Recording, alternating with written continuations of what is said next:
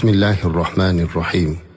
Alloh taologa behisob hamdlar, payg'ambarimiz Muhammad alayhissalomga salovat va salomlar bo'lsin.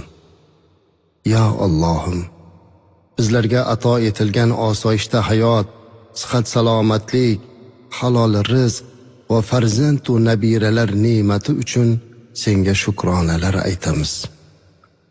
Parvardigoro, xonadonlarimizni osoyishta, qalblarimizni xotirjam qil.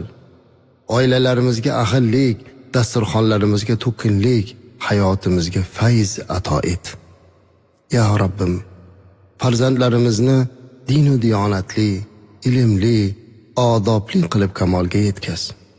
Ularni xalqqa foydasi tegadigan solih bandalaringdan qil. Ko'zimizni quvontiradigan, el orasida yuzimiz yorug' bo'ladigan baxt va saodatli avlodlardan aylagin. Yoshlarimiz yurtimizni butun dunyoga tanitadigan bo'lsin. Zurriyotlarimizdan yana buyuk allomalar, mutafakkirlar chiqishini nasib ayla. Ilohim, butun dunyoni tinch omon qil. Urush va turli ofatlarni ketkaz.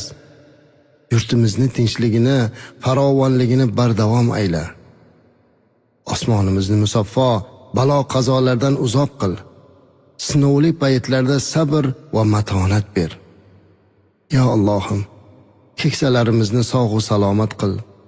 Doimo duogo'yimiz bo'lib yursinlar. Bemorlarimizga shifo ber. Marhumlarimizni rahmatingga ol.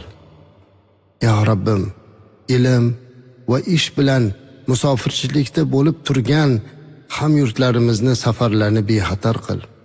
Ularni turli yomonliklardan saqla. Oilalari bag'riga eson-omon kelishlarida madadkor bo'l.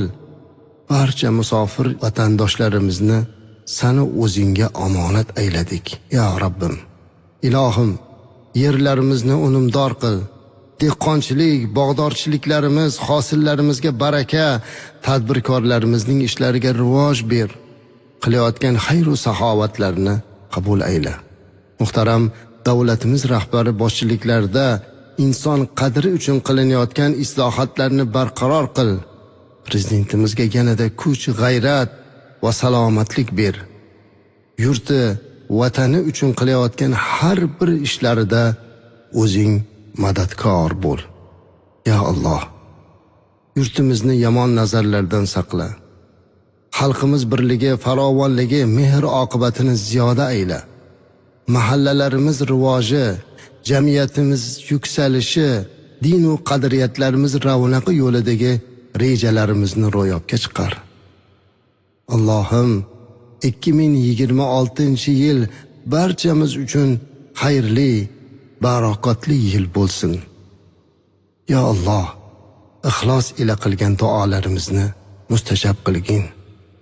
Amin. Ya Robbil alamin.